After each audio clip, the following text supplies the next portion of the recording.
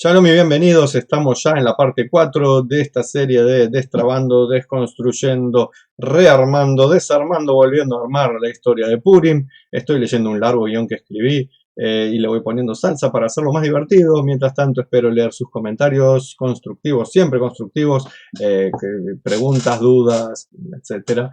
Todo lo constructivo es bienvenido, lo que no, guárdeselo el que lo tenga para sí. Ayer habíamos dicho, en el capítulo anterior, el capítulo 3, no sé si fue ayer cuando salga publicado, habíamos dicho que no entendíamos por qué Mordejai, que era un judío fiel al judaísmo, le había dicho que ocultara su identidad a su prima ex esposa Esther, actual reina del imperio persa. No lo entendíamos y dimos algunas hipótesis, una de las cuales incluía el que Dios y la gente sabia prepara el remedio antes de que aparezca la enfermedad. Eso es lo que hace Dios, siempre tiene preparado el remedio antes de que aparezca la enfermedad y la gente lo que tiene que hacer luego es encontrar ese remedio. Uno de los remedios para la enfermedad llamada Amán y el odio de los judíos era tener a Esther como la reina del imperio persa. Pero acá también ocurrió algo en la historia que sirve para ir elaborando este remedio. ¿Y qué fue? Había pasado un corto tiempo y el germen del mal, cuando todavía no estaba por explotar para hacer daño a los judíos, estaba ya como buscando la vuelta para hacer daño a la gente y a los judíos. ¿Qué ocurrió? Mordejai, en su trabajo en el palacio, estaba muy a menudo en la puerta del palacio y estaba yendo y viniendo y estaba en contacto con gente del palacio, entre los cuales había dos guardianes del rey. Gente que había venido de una parte del imperio lejano, que hablaban su propio idioma, que estaban ahora trabajando para el rey, y ellos no sabían que Mordejai, por haber sido parte del Sanedrín, sabía muchos idiomas, incluido ese que ellos estaban hablando. Y ellos estaban confabulando de cómo matar al rey y estaban hablando en su idioma, por más que el judío estaba cerca, pues dijeron el judío que sabe yiddish, ladino, español, hebreo, que sabe, persa, pero nuestro idioma del país lejano seguramente que no lo sabe. Por tanto, hablaban confiadamente delante del judío y Mordejai entendía todo lo que estaban diciendo y era un plan para asesinar al rey. Recordemos que ya Esther era la reina, o sea, su prima, la judía Esther, y con el asesinato del rey se iba a empezar una revolución en el país de los guardias, lo cual iba a provocar un gran desastre, etc. Y Mordejai, tanto porque no era correcto hacer esto, como también para salvar a su prima, la reina, la esposa del futuro asesinado, como también para salvar a los judíos, porque tarde o temprano iba a saltar algún figurita que siempre le echa culpa a los judíos a Israel y al sionismo internacional de todos los males, tenga que ver o no. Entonces dijo, tengo que salvar al rey de alguna manera. Y le mandó el mensaje a su prima, no me pregunten cómo, pero le llegó el mensaje, según lo que dice la Megilá, entre ellos ya había como un correo de un eunuco que iba y venía y traía las informaciones. La cuestión es que la reina Esther fue y le contó al rey del plan para asesinarlo y se lo dijo en el nombre de Mordejai. Esta es la parte que no entiendo cómo darle la vuelta y por más que busqué intérpretes de los que saben, cómo puede ser que viniera Esther a decir en el nombre de Mordejai algo cuando no podía tener contacto con ningún varón masculino, solamente con su marido y con los eunucos que estaban en el palacio cuidándola. ¿Cómo podía saber algo que Mordejai le haya dicho? Ideas puede haber varias, como por ejemplo, la gente sabía que fue criada por Mordejai, pero que ella no era judía, esa es una opción.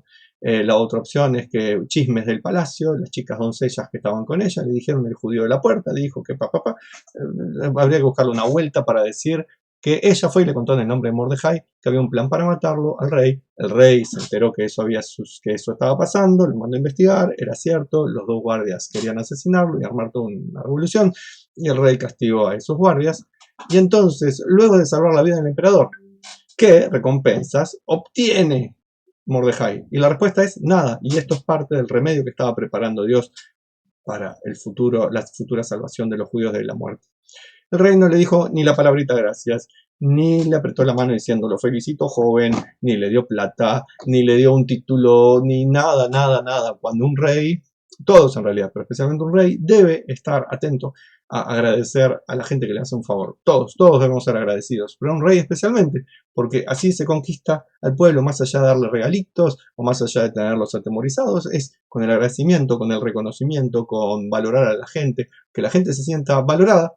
Y por una personalidad como el rey, le da sin duda al rey una gran prominencia sobre la gente. Pero acá el rey se olvidó. Y es extraño, ¿no? ¿No les parece? ¿Qué le costaba al rey decirle gracias, persona fiel que me quiso salvar poniéndose en riesgo su vida? darle unos pesos, darle un titulito que diga Salvador del Rey, sacar una publicación en un diario diciendo el rey agradece al judío Mordejai sus servicios. Nada. No es buena política no ser agradecido, a no ser que uno quiera ser un desalmado, como, no sé, kirchneristas, que son agradecidos con sus amigotes, pero nada más, o gente así como turbia. Pero lo demás está bueno ser agradecido. Entonces, ¿por qué no lo hizo? Y entonces, al igual que frente a la elección de Esther, que no quería ser elegida como reina, nos encontramos ahora frente a Mordejai dejado sin recompensa, cuando su proceder fue más que meritorio. Y todo esto parece como ilógico. Y todo esto nos sirve para entenderlo más adelante, por aquello del remedio que se estaba preparando antes de la enfermedad. Ahora sigamos con el capítulo 3, cuando en la Megilá aparece Amán. Hagamos ruido para que se borre el nombre del malvado. Amán, que ya dijimos algo acerca de él, pero vamos a agregar un poquito. Amán había sido elevado a un puesto de privilegio en el imperio, el cargo de gran visir, que no era poca cosa. Antes había sido el guardia jefe de seguridad después de estos acontecimientos negativos, de los cuales se salvó el rey gracias a Mordejai. Muy extraño, tendría que haber felicitado a Mordejai, pero fue Amán el ascendido por eso. Amán, que había sido peluquero de confianza del rey. Entre chisme va y chisme viene, el rey le agarró cariño y Amán se supo manejar, era un tipo hábil también, y aunque no lo parece, era un tipo fiel al rey, no quería el daño del rey, aunque no lo parece. Se puede decir cosas malas incluso de los malignos. Se puede decir que Hitler era vegetariano y amaba a los perros y respetaba a las damas, sin embargo era Hitler. Las cosas buenas que alguien hace no quita el lado negativo, que a veces es inmensamente mucho más grande que las cosas buenas que puedan tener. Por tanto, hay que saber valorar y hacer un justo equilibrio entre las cosas, no dejarnos impresionar ni por lo malo ni por lo bueno, ser justos y equilibrados y encontrar el camino recto de la verdad. Como dijimos, había sido elevado a un cargo primero de guardia jefe de seguridad, el servicio secreto del rey, luego se convirtió en el gran visir, en el number one del imperio. Y como tal, decretó que se le consiguió que se le decretara que se lo tratara con los privilegios propios de un monarca oriental, que los súbditos y la gente que estaba ahí importante, el palacio, menos el rey y su familia, la gente importante, todos tenían que inclinarse ante él, que lo reverenciaran y temieran como homenaje. Pobre tipo, que precisaba eso precisamente, sin darse cuenta que cuanto más se oprime a la gente, hay algunos que siempre son, no quiero poner un adjetivo, que pueden amar al que los oprime, pero por lo general la gente termina detestándolo, y acá Amán, que era un tipo inteligente, pero sus problemas emocionales y espirituales lo llevaban a hacer cosas tontas como esto. Una personalidad saludablemente constituida no siente la imperiosa urgencia del halago externo, y menos obligado, por el temor de que lo castigan, de que lo matan, si no se arrodilla ante él. Una persona saludable no se goza humillando al otro. Una persona saludable no precisa manipular a los demás, ni exigir que se lo honre y se lo ame y se lo adore como una gran personalidad. Lo consigue o no lo consigue, por ahí no va la salud de la persona. Pero aquel que es débil emocionalmente, que no tiene una inteligencia emocional saludable ni una inteligencia espiritual, idem, se pierde en caos y cosas negativas. Y acá el poderoso man, que lo era mucho, interiormente era muy débil, era una mantequita el pobre, y ni siquiera servía para hacer unas ricas galletitas. Con el acto de menospreciar a todos los súbditos del reino, él conseguía un fugaz, pasajero, sentimiento de ser superior, porque muy en el fondo, en un lugar casi inaccesible a su conocimiento, él sabía que era inferior, moralmente inferior, incluso prácticamente inferior a muchos de sus congéneres, la gente que vivía en su época, porque él era un tipo, digámoslo así, jodido. Si bien dijimos que era fiel al rey, hacía cosas que una persona ética y moral por ahí no hace, pero él tenía que conseguir lo que tenía que conseguir, era educado para ser un tipo jodido y lo hacía.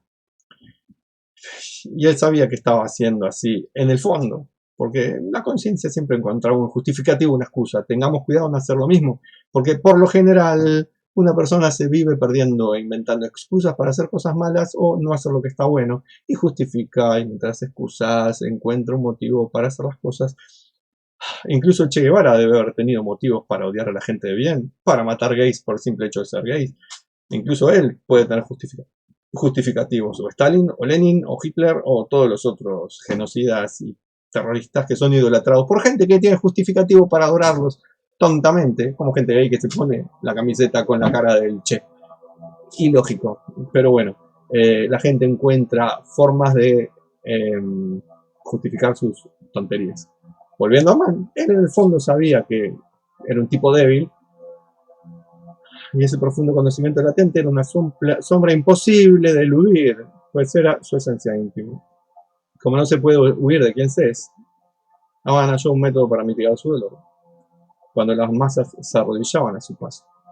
Sus más íntimos temores no emergían frente a sus ojos, porque estaban tapados por este elogio, por esta gloria que recibía de la gente, pero en el fondo, ahí en el fondo operando seguían esos sentimientos de que no vales nada, man, sos un pobre tipo, tenés que hacer algo para cambiar tu vida realmente, dejar de manipular, dejar de buscar el aplauso externo que no vale para conseguir el aplauso interno, el verdadero, conseguir una vida clara, pura, distinguida, no esta que estás viviendo, que tendrás mucho poder, que tendrás mucha gloria, pero todo pasajero. Por lo que podemos cotejar, él igual no pretendía ser un rey, perdón, ni un dios, ni un héroe. Tan solo quería que su raza fuera considerada superior, era de Amalek, y por tanto ser él mismo superior al resto. Incluso al rey, sin decírselo obviamente. Porque recordemos lo que le pasó a Vashti, ¿no? Cuando le llegó la contra al rey. Así que Amán y Hitler tienen mucho que ver. Incluso debían tener un bigotito ambos. Y ante este ser enfermizo, no era enfermo y loco, era un tipo enfermizo, un tipo jodido, como les dije. Surgió patente y a todas luces, constantemente, su estigma de ser débil, de ser realmente inferior, y por eso creerse y querer ser superior a los demás. ¿Qué o quién era el estigma, la marca? Y la Megilá lo deja claro, Mordejai el judío era quien no se arrodillaba ni rendía homenaje al perverso líder. Todo el mundo se arrodillaba y lo homenajeaba. El único que permanecía de pie, sin pagar 3 pesos por Amán, era Mordejai. ¿Y por qué causa Mordejai no hacía esto? ¿Acaso todos los judíos rechazaron inclinarse y inclinar sus rodillas frente a Amán? ¿O solo fue Mordejai? Por lo que sabemos, el único fue Mordejai. El resto de sus compatriotas hacía como todos los súbditos, se arrodillaban. ¿Y la causa? Podemos citar 2 causas posibles, entre varias, y una que seguramente no es válida a pesar de ser la esgrimida comúnmente. Empecemos por la última, la que todo el mundo dice, pero que no es válida. Es común explicar mal que esta negativa a arrodillarse de Mordejai era porque los judíos tienen prohibido arrodillarse frente a todo, cualquier cosa. Al único que se pueden arrodillar es frente a Dios. Y sin embargo, no hay ninguna prohibición legal judía para que un judío se incline delante de otro ser humano, sea un rey, un líder extranjero, un ministro. Si esa es la ley del país, y si está bien claro que se hace como señal de respeto frente a un ser humano, frente a la dignidad de ese ser humano, a su cargo, a su puesto, a lo que la ley ordena, y que no es parte de la adoración de un dios falso. Si el rey se presenta como un dios, ahí ya hay problemas. Si el rey dice, el dios no sé cuánto, Belcebú, dice que se arrodillen ante mí porque yo soy su representante en la tierra, eso ya puede ser problemático. Si el rey lleva una cruz enorme acá, Santa Pontificia con su Jesús y dice arrodíllense ante mí, ahí ya puede ser complicado, porque uno estaría arrodillándose ante un dios falso. Pero en este caso, no era Amán que decía, adórenme como un rey, o yo soy un, perdón, como un dios, o yo soy un dios, o los dioses me eligieron para que ustedes se arrodillen. No era un caso así. Era un caso como un tipo con sus problemas emocionales que pedía que los demás se arrodillaran. Cambiando un poquito, si vamos a Japón y todo el mundo se inclina, arigato, arigato, no es pecaminoso hacer arigato y hacer una inclinación ante otro ser humano. ¿Por qué? Porque es parte de la cultura de los japoneses. Ahora, si hacemos eso en una iglesia o en otro lugar donde hay cultos a dioses que no son dios, ahí ya no se debe hacer. Entonces, como Amán no pretendía ser un dios, sino simplemente un personaje, wow, de los de la realeza, entonces los judíos podían arrodillarse ante él. Y también Mordejai, porque no había ningún problema para arrodillarse ante él. Pero acá sí hay 2 temas por los cuales Mordejai no se arrodillaba. Que no es que sabía que no se puede arrodillar ante una persona, ¿no? La primera es que Mordejai sí sabía que Amán era de la descendencia de Amalek y sabía que el pueblo de Amalek, su único interés es asesinar judíos. Entonces, jamás Mordejai iba a permitir rebajarse delante de un amalequita. No iba a ser él el que mostró una señal de respeto maravilloso a una amalequita. No valía la pena hacer eso, porque es una afrenta a Dios. La segunda es que Amán llevaba colgado en su pecho acá, la imagen de un dios pagano, pero probablemente el de la fortuna, el de la suerte. Y cuando las personas se arrodillaban ante Amán, el ser humano.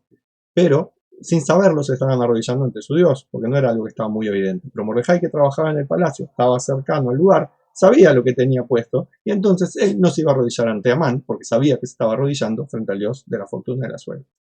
O quizás los otros judíos no eran tan estrictos, decían, bueno, nosotros no nos arrodillamos ante la imagen, nos arrodillamos ante Amán, que está loco en la cabeza, quiere que nos arrodillemos. Eso no es un pecado.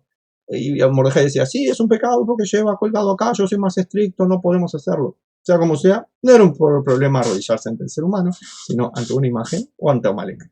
Hay una historia más que nos trae el Talmud, que nos dice que Amán había sido esclavo de Mordejai y que había sido liberado, y que Mordejai no iba a arrodillarse frente a que fuese su esclavo, no por un tema de creerse más que su esclavo, sino que precisamente para no permitirle a este hombre, pobre diablo, creerse que era capaz de estar gobernando la vida de los seres humanos al punto de llegar al aniquilamiento de toda una nación. Era una cuestión de respeto a la vida, una cuestión de respeto a los principios éticos espirituales. Entonces, volviendo al tema, la mayoría del pueblo judío de aquel entonces estaba asimilándose, sin duda.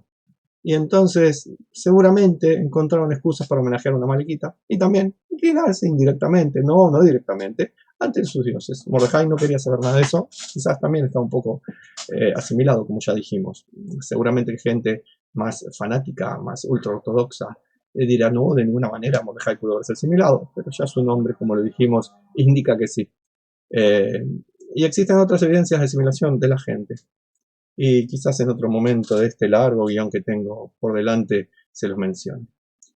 Lo que no debemos dejar de lado es que parece que siempre que se intenta asimilar al pueblo judío, las reacciones de sus conciudadanos son contrarias. Les niegan a los judíos el derecho a dejar de ser diferentes. Es un hecho que pasa. Cuando los judíos se quieren asimilar a propósito, mostrando que son iguales a los demás, salta el que no, ustedes no son iguales a nosotros. Pasó en la Alemania pre-nazi, donde los judíos se sentían más alemanes que judíos y les hacían sentir que igual eran judíos y los maltrataban antes de llegar al holocausto.